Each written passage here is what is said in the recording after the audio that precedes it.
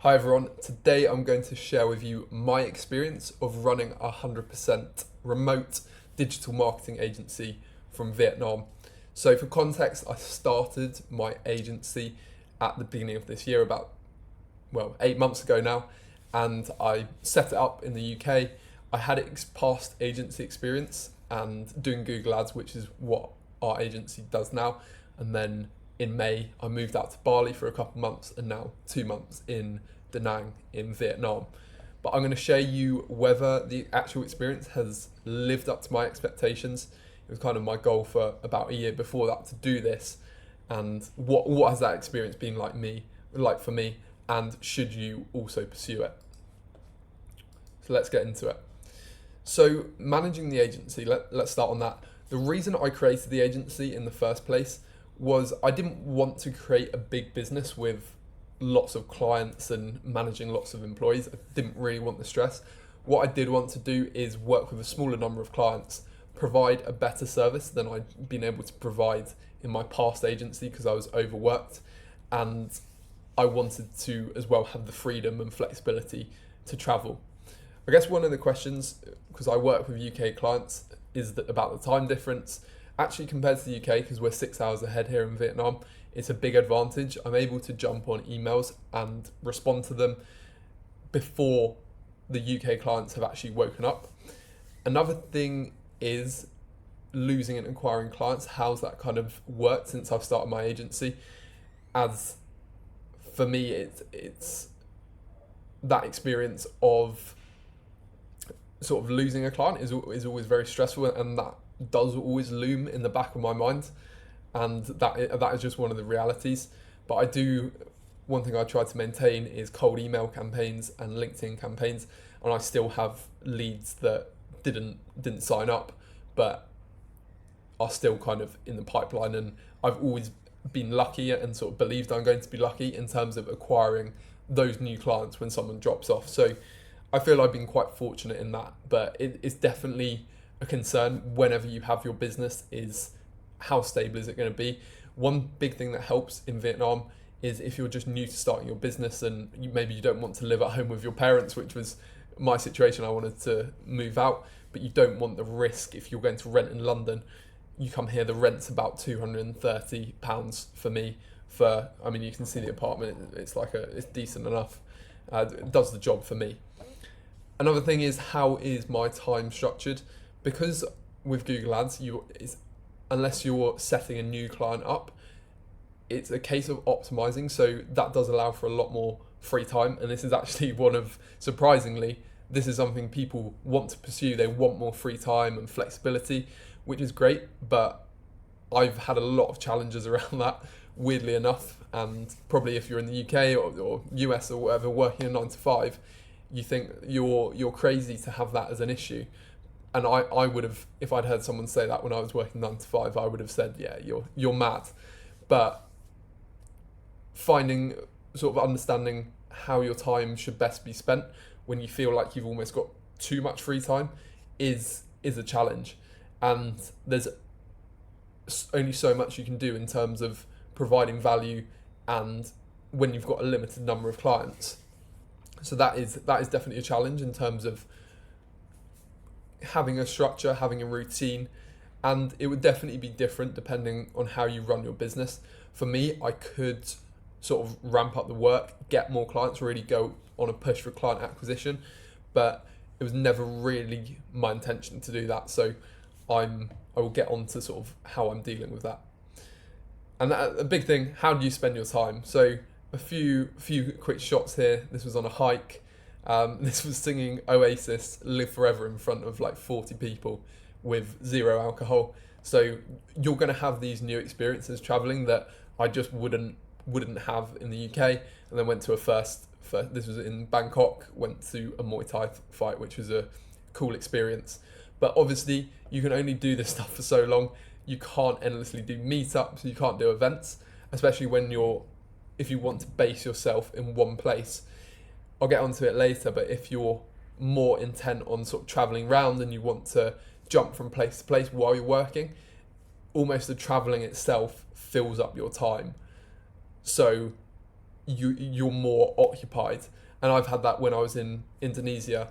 I was traveling around a bit more and working, so that filled my time and I felt occupied. But yeah, one of the biggest challenges is these sort of existential questions. What do I want? What do I do in my life? What is my purpose? Am I contributing enough? I've achieved that goal of additional free time, and it's actually led to a lot of problems in terms of finding out what do I do to kind of fill that void. The 9 to 5 is very much conditioned, and I like the book The 4 Hour Work Week, not for the actual. I think the 4 Hour Work Week is a little bit silly in terms of how little time it is. I'm nowhere near that. I'm working consistently. It's just less than 9 to 5. So what that book does though is it says a lot about how we're kind of conditioned, and talks about what kind of that solution is when we start asking these questions. And it suggests that these questions are actually all wrong. They're not helpful. For example, if you're asking, what is my purpose? What does that actually mean? What does that mean? What is purpose to you? Or am I contributing enough? I ask myself that as well. But what is enough? You need to define each of the phrases in these questions for it to make sense and sort of be a valuable metric from which to decide whether what you're doing is right. And in that book, it kind of proposes a different approach. And this is very recent for me that I've been trying this, where trying to take action, try new things, and discover what interests me now. And a big part of this is, I think in the West, we have a mindset where we want to push off and postpone our dreams. So for me, I had it with traveling. I thought, no, I don't have the experience needed to travel now, or I don't have the experience, or I'm not looking good enough to approach girls. Like with anything, you can push this off. And we make excuses because we have that fear in our head to kind of confront what we fear.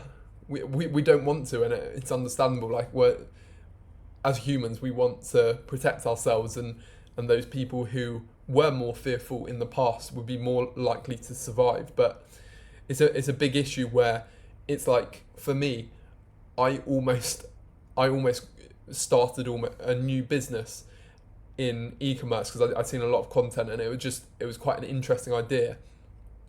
But in fact, I sort of looked at myself and realised that right now I have free time, I have flexibility, I'm living in a beautiful place and really low cost of living.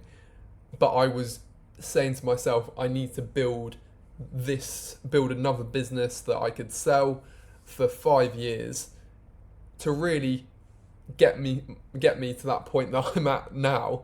And it was completely irrational, really, looking at it, because I have that flexibility and freedom to try something now that I'm really aligned with. So for me, that is, I have a men's group that I run, and helping younger men who are maybe feeling a little bit lost in life is something that really matters to me. But I had this mindset of, I need to achieve X. I need to, and that for me was, I need to sell a business or acquire more cash to be able to do this. But really, I'm making a decent living, good living from the marketing agency, and I'm providing a good service to the clients we work with and giving them great attention to detail. But on the side, I have more free time, which was always my goal. I have this free time to really discover what interests me now, not when I retire, not when I'm making this much money. I can do that now, and this has been a crazy realization of the past few weeks, because it's so easy to postpone what we want to do, and there's never going to be a good time with all this stuff. It's kind of cliche advice, but it's what I've experienced. So what I'm focusing on with my free time, which has brought up a lot of stress and uncertainty, is just pursuing the things now that interest me, as well as running the marketing agency. So at the moment, I'm looking to offer some coaching to people in my men's group. I'm just doing it for free. Of course, if anyone is interested I think I'll probably put my Instagram in the description. Let me know, because it's basically donation based. So if you're not getting any value, then you don't provide anything. But this is more like a passion project. I don't see it, at least for now, being a business. But I've always been passionate about men's work and helping young men. So why would I defer this for another 5 years to make a business go through that whole process when I'm in that situation right now? So whatever that is for you, don't put it off. Just take that chance and just try things. These questions, like, that are so common. What is my purpose? I'm not sure they're useful at all. And instead, we should be asking ourselves, what am I actually interested in? Can I try that as soon as possible to see if I actually like it? I might do coaching or men's work and spend more time in this and realise I hate it. It's not for me. And looking back, I might have spent years going down this path to get to my end goal. Whereas in reality, I could have tried it this week to find out whether I like it. So that's one of the big challenges of working remotely. I've had more free time, more time to ask these questions, and sort of finding what is replacing that work for work's sake, which is so common in the West. It's sort of promoted in the 9 to 5 culture. You're not paid based on results, you're paid based on your time, and you just need to be there. There's not necessarily always in most 9 to 5 jobs a standard of what you need to do to hit targets. Obviously with sales and stuff it's a bit different, but it's been a very interesting experience and not what I expected from this, because it's almost, you think of that light at the end of the tunnel when I'm at this stage, when I've created my marketing agency or my business, when I'm in Bali or Thailand or Vietnam, then I will feel that I'm content, then I will feel happy. But in reality, that's not the case at all. For me, at least, I need to have meaning, I need to feel like I'm contributing. And that comes through just trying things and giving it a go. So that's been one of my a great learning experience, really, and I think something that long term will benefit me, but a challenge that I've gone through. And then I've talked a little bit about Da Nang. It's a great place to live, firstly because it's very social. There are a lot of people entrepreneurial, lots of people really into their health. There's quite a lot of ice baths and other sort of similar meetups. Cost of living is really cheap. But probably if you tried, you could live here for 600, 700 a month. I'm eating out most of the time, but yeah, and have like boxing classes and social things. So that does bring it up, but it's compared to the UK, you could easily live here for UK rent in London for all your expenses. Sun every day, if you like the sun. It is hot, that's a negative. So I mean, I don't generally worry about the weather wherever I am.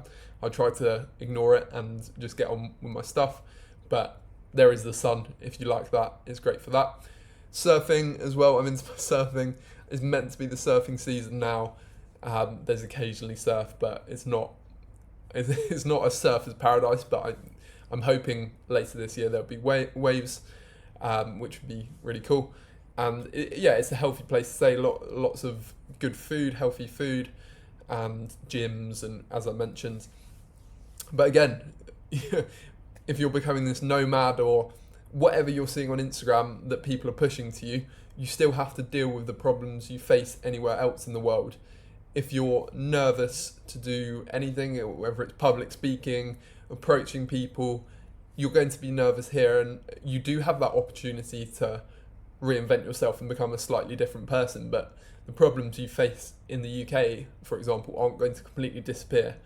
And that's just the honest truth. A lot of people will want to sell their courses to get you to invest and make that seem as if it will solve all your problems, but it won't. And I think one of the things that is great about sort of this lifestyle is the freedom, but as I've mentioned, it's about finding something to replace and fill that time and freedom, because I don't think it's satisfying, at least for myself, having a life without boundaries or without routine. I need stuff every day to feel like I'm I'm doing living a life that does feel like I'm contributing or challenging myself in some way. But let's see if we've got anything else. Yeah, I just wanted to talk about as well my experience traveling around versus staying in one place. Traveling around, it's good because you can almost just work and travel and see new places. That's kind of it. You don't need to focus on, I guess, building a life. Whereas with staying in one place, your energy levels are a lot higher because you're not constantly thinking about where you're going next. Also, you build up more stable friendships, but it requires time invested. It's more like if you were making friends with someone back home, you're going to need to go to events a few times. So if you're staying here, try and stay for, or just anywhere remote, try and stay for at least 2 or 3 months. And yeah, you're able to sort of really settle into a community and make friends, contacts, whatever, rather than feeling like you're rushing around. Then again, you're not seeing as much. So those are a few perspectives. I've done both. I think my plan will be to stay here in Da Nang for a little bit longer, and then I'd like to see Japan, might do a bit of travelling around there, come back, and then Sri Lanka, I'd like to do some surfing there. So yeah, that's my honest breakdown, what it's like to kind of work remotely whilst in Asia, running a digital marketing agency, some of the challenges I've faced along the way as well. But hopefully that's useful. Any questions, just drop them in the comments and I'd be happy to answer.